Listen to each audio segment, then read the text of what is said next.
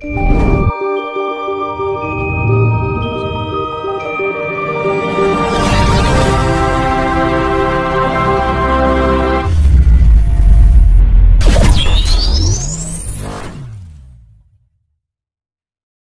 hari kemarin yang itu kan saya nggak sengaja main ke rumah ya dianggap sesepuh lah yang di salah satu desa.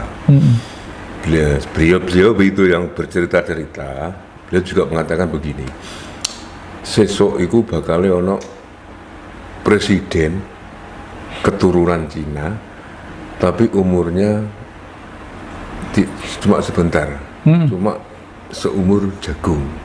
Nah, setelah ada presiden dari keturunan Cina, baru muncul yang namanya Ratu Kembar. Nah, Ratu Kembar itu adanya di Ketonggo sama Madura. Terus selanjutnya yang baru ada yang munculnya Ratu Adil. Tanggapan dari yang jadi dengan cerita saya itu bagaimana? Ya, mudah-mudahan orang sepuh tadi benar ya, karena memang proses terjadinya peralihan situasi politik dan sistem itu tidak segampang itu. Itu mungkin memang proses-proses pengisian ya. Seperti pada waktu kebetulan kayak Pak Habibie itu kan menjabatnya sebentar ya. Pak Habibie itu sebentar gitu ya. Itu semacam jadi keharusan karena hitungan saya malah ini nanti umpama betul-betul ada raja, raja itu adalah Raja Prabu Brawijaya yang ke-9 sebagai Notonegoro yang ke-5. Kenapa Brawijaya yang ke-9? Seorang raja di Nusantara harus mempunyai wahyu. Meskipun presiden itu juga punya wahyu. Nggak punya wahyu nggak mungkin jadi presiden, siapapun ya. Tapi wahyu itu wahyu yang di mana bagaimana ya. Terus Notonegoro itu karena pimpinan bangsa di Nusantara Indonesia ini atau Indonesia ini pasti mempunyai sistem visi dan misi yang jelas. Visi dan misi yang jelas. Dan visi dan misinya itu sistem politik itu dan ngatur semua kehidupan, baik kehidupan binatang, kehidupan manusia, kehidupan para dewa atau para gaib itu ya, atau kehidupan gendruwo-gendruwo itu sudah ada di Mahabharata sama Ramayana, Dik. Itu sistem politik dan kitab suci dua itu. Ramayana dan Mahabharata itu kitab suci. Itu tidak dari India, dari kita. Dari kita. Itu Kidung Agung dari lembah Gunung Arjuna, ya. Terus bawa ke sana kemarin ke sana setelah Atlantik tenggelam, laut ke permukaan, lalu Eksodus menyelamatkan diri dipimpin seorang Brahmana. Naik ke Gunung Arjuna mencari tempat yang tinggi supaya tidak kena dampak ombak goro-goro tadi itu ya. Nah, setelah itu lalu turun lagi itu mendirikan negara yang rakyatnya harus seperti Arjuna. Alus, nggak pencilaan ya, kalem, ning digdaya. Buktinya apa? Arjuna itu ceritanya itu panjang di pewayangan tuh. Itu menggambarkan manusia Indonesia harus seganteng Arjuna, sebagus Arjuna, sesakti Arjuna, sehebat Arjuna. Makanya diikuti Punakawan 3, Semar, Gareng, Petruk. Ya, 4 Bagong itu sudah zaman baru, yang asli tidak ada dulu sampai Petruk aja. Dan ini ajaran semua. Semar itu dibuat bokongnya gede, perutnya gede. Artinya apa? Dan ininya rembes. Bumi itu selamanya yang hidup adalah manusia. Diisi oleh manusia. Karena bumi itu adalah perwujudan Allah yang berwujud menjadi alam. Mau membuat kerajaan di sini ada. Mau cari emas-emasan, berlian di sini, di bumi semua, enggak di angkasa. Ya, jadi harus kerja keras yang cerdas. Itu ya. Terus Arjuna seperti itu, makanya digambarkan kalau sudah mau ada apa, Arjuna itu kalau sudah mau ada itu pasti ada adegan itu sowan ke Eyang Abiyasa. Yang Abhiyasa itu adalah leluhurnya orang-orang Astina dan Pandawa tadi itu. Ya, ya. Artinya jangan melupakan advis para leluhur kita atau orang-orang bijak-bijak atau orang-orang suci-suci itu. Ya kiai kayak, ya pastor kayak, ya pendeta kayak, ya brahmana kayak, itu artinya ya. Kalau sekarang gitu. Nah, terus demokrasinya dan rakyatnya itu harus kembar seperti Nakula dan Hasdewa. Apa sih hiruk pikuknya MPR itu untuk apa? Hiruk pikuknya DPR itu untuk apa? Hiruk pikuknya pemilihan umum itu untuk apa? Hiruk pikuknya pilihan presiden itu untuk apa? Pilihan gubernur untuk apa? Untuk supaya rakyat tentrem, ayem, damai, gemah, ripah, loh, jinawi. Kan itu tujuannya. Ya, Nah kalau sampai nyimpang terus gini kan namanya amburadul ya. Gitu. Oh, tadi yang berbicara masalah leluhur, manfaat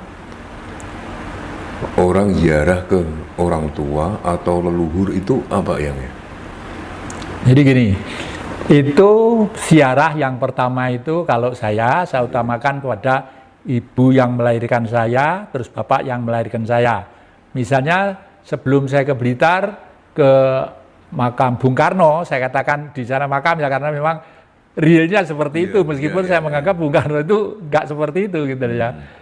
Karena apa? Saya ada karena ibu bapak saya. Nah, di dalam ajaran agama, Tuhan itu ya ibu bapak kita. Ya. Islam juga mengajarkan seperti itu. Ya Rasulullah, siapa orang yang di bumi itu harus kita hormati. Bayangannya yang tanya, mesti beliau gitu. Ternyata apa? Ibumu baru bapakmu.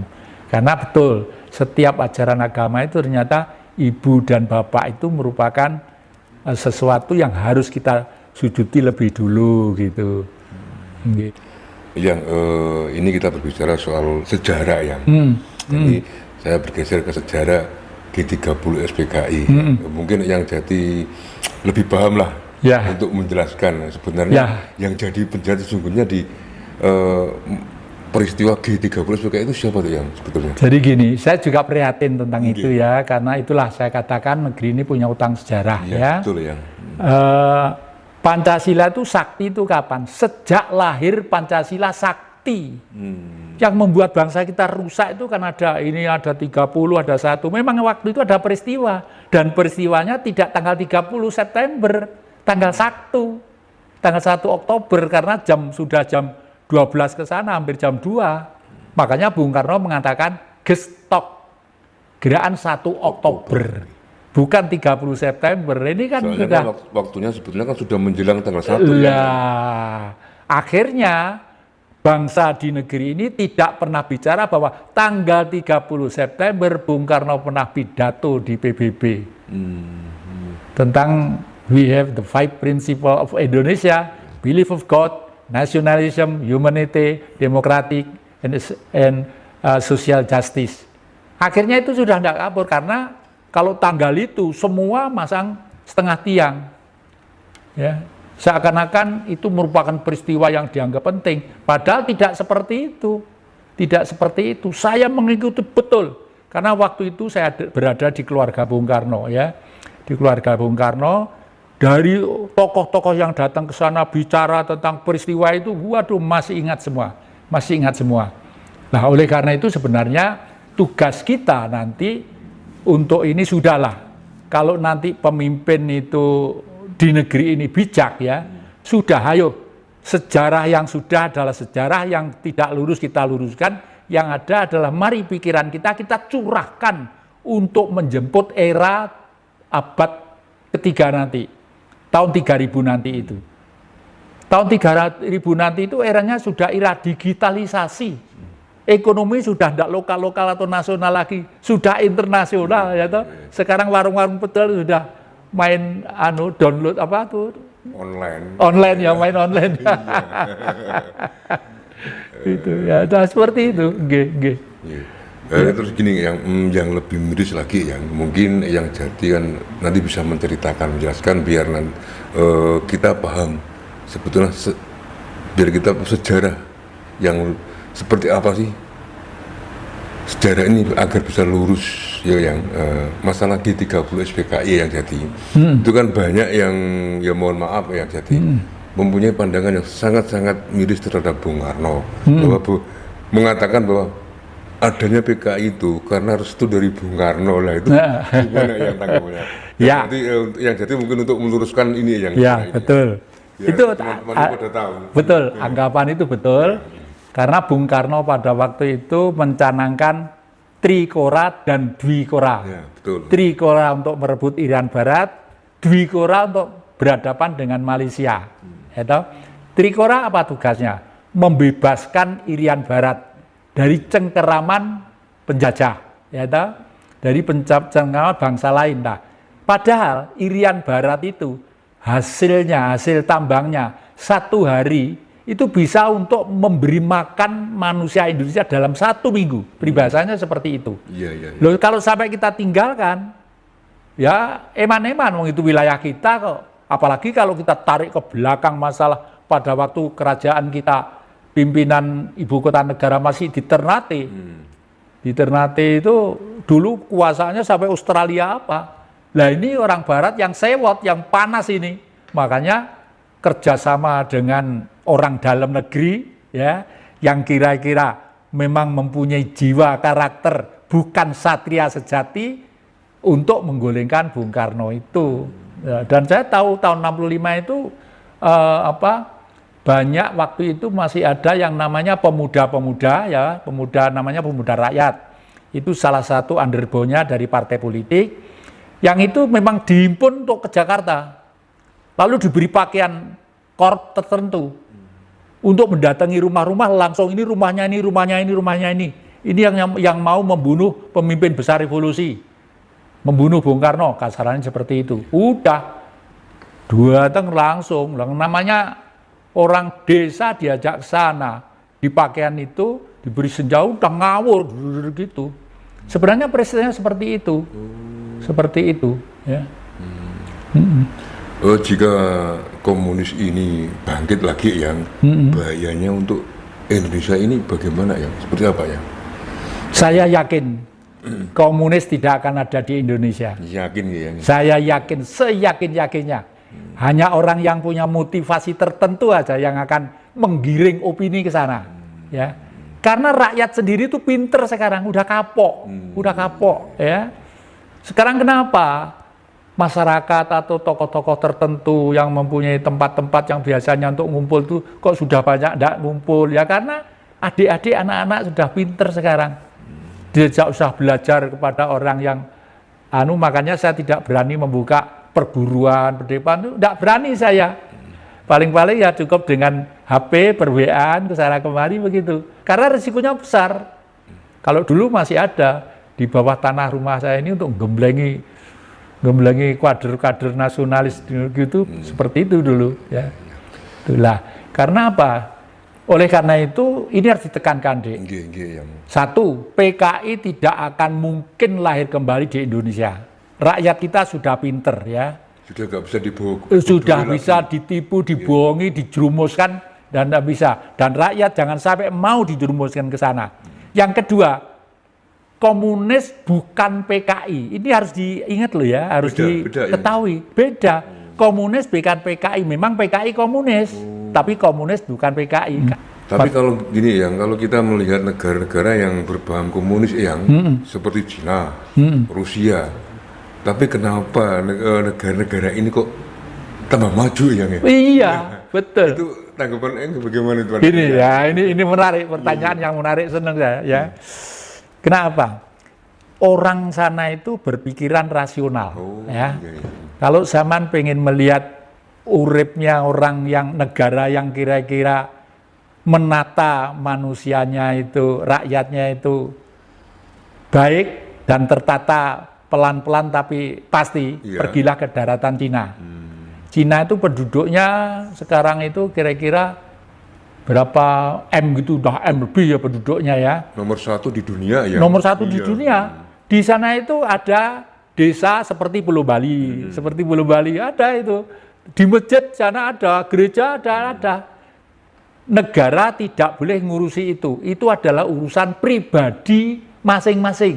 Entah kamu itu ke Bong Dupo, entah kamu itu silo, entah sedekap, entah ke gereja, entah ke masjid. Ini urusan pribadi. Dan negara hanya butuh mengayomi saja, yaitu. Tapi negara tidak boleh ikut campur urusan itu. Nah, oleh karena itu mereka pinter-pinter, bisa mendarat di bulan, bisa sana kemari membuat rudal, membuat pesawat ini ya. Malah sekarang itu daratan Cina, di negara Cina, itu bisa mendarat di Mars, tanpa awak di Mars. Dan nanti itu di remote kembali untuk laporan.